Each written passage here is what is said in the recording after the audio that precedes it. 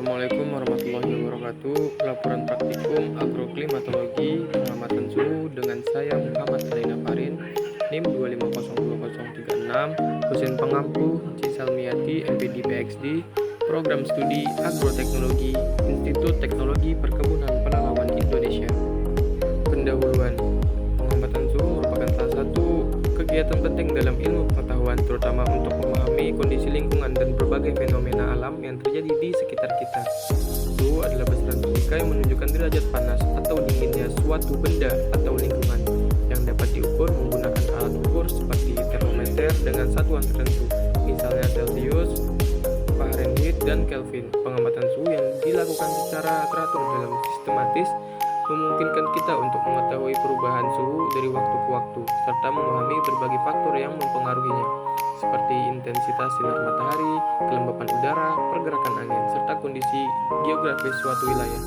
Selain itu, hasil pengamatan suhu juga dapat memberikan gambaran mengenai dinamika cuaca dan iklim, sehingga sangat penting dalam upaya perubahan lingkungan termasuk fenomena pemanasan global. Data suhu yang akurat dan berkelanjutan sangat dibutuhkan dalam berbagai bidang kehidupan seperti kesehatan, untuk memantau kondisi tubuh manusia, pertanian untuk menentukan waktu tanam dan panen yang optimal, serta industri untuk menjaga kestabilan proses produksi dan kualitas produk. Oleh karena itu, pengamatan suhu harus dilakukan dengan prosedur yang benar, menggunakan alat yang terkalibrasi, dicatat secara teliti agar menghasilkan data yang valid, reliable, dan dapat digunakan sebagai dasar dalam analisis ilmiah maupun pengambilan keputusan yang tepat di masa mendatang, menurut Budi Santoso 2023. Tujuan praktikum yaitu untuk mengukur dan menganalisis suhu lingkungan untuk mengetahui kondisi mikroklimat di lokasi pengamatan. Alat dan bahan yang dilakukan saat praktikum yaitu ada handphone dan alat tulis. Lanjut ke cara kerja. Yang pertama, menyiapkan handphone yang memiliki aplikasi pengukur suhu atau aplikasi cuaca, misalnya aplikasi bawaan atau aplikasi tambahan. Yang kedua, memastikan koneksi internet aktif jika menggunakan aplikasi cuaca berbasis data online. 3. Membuka aplikasi pengukur suhu atau aplikasi cuaca pada handphone. Yang keempat, menentukan lokasi pengamatan baik secara otomatis melalui GPS maupun secara manual. Yang kelima, mengamati suhu yang ditampilkan pada layar handphone. Yang keenam, mencatat hasil suhu yang diperoleh ke dalam buku catatan atau aplikasi catatan. Yang ketujuh, pengamatan pada waktu tertentu seperti pagi, siang, dan sore hari untuk mendapatkan variasi data suhu. 8. Mengumpulkan dan membandingkan data suhu yang telah dicatat.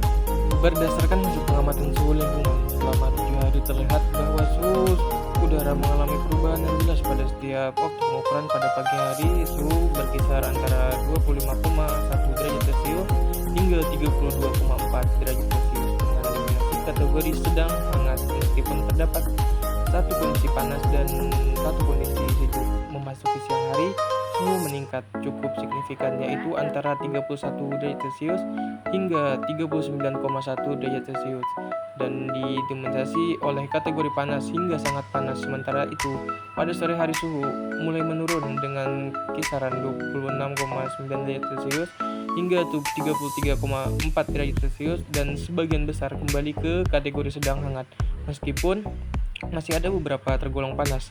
Hal ini menunjukkan bahwa suhu udara cenderung meningkat dari pagi siang akibat intensitas penyinaran matahari, kemudian menurun kembali pada sore hari. Lanjut ke pembahasan. Pembahasan dari hasil pengamatan ini menunjukkan bahwa perubahan suhu lingkungan sangat dipengaruhi oleh intensitas penyinaran matahari sepanjang hari. Pada pagi hari, suhu relatif lebih rendah karena permukaan bumi belum menerima panas secara maksimal, sehingga sebagian besar berada pada kategori sedang hingga hangat. Bahkan terdapat kondisi sejuk. Memasuki siang hari, suhu meningkat secara signifikan karena radiasi matahari mencapai puncaknya, yang menyebabkan hampir seluruh data masuk dalam kategori panas hingga sangat panas. Kemudian pada sore hari, suhu mulai menurun seiring berkurangnya intensitas sinar matahari, sehingga kondisi kembali didominasi oleh kategori sedang hangat. Meskipun masih terdapat beberapa suhu yang tergolong panas, pola ini menunjukkan adanya siklus harian suhu udara yang normal, di mana peningkatan suhu terjadi pagi, siang, dan penurunan terjadi dari siang ke sore akibat perubahan energi panas dari matahari menurut SARI 2022. Rangkuman dari hasil pengamatan ini adalah bahwa suhu udara mengalami pola perubahan yang jelas teratur sepanjang hari, yaitu relatif rendah pada pagi hari, meningkat secara signifikan pada siang hari, dan kemudian menurun kembali pada sore hari. Pada pagi hari, suhu cenderung lebih sejuk karena permukaan bumi belum menyerap panas matahari secara maksimal, sedangkan pada siang hari, suhu mencapai titik tertinggi akibat intensitas radiasi matahari yang maksimal. Selanjutnya pada sore hari, suhu mulai menurun seiring berkurangnya penyerahan matahari. Pola ini menunjukkan adanya siklus harian suhu yang normal dan dipengaruhi langsung oleh energi panas dari matahari, sehingga kondisi lingkungan menjadi lebih panas pada siang hari dibandingkan waktu lainnya.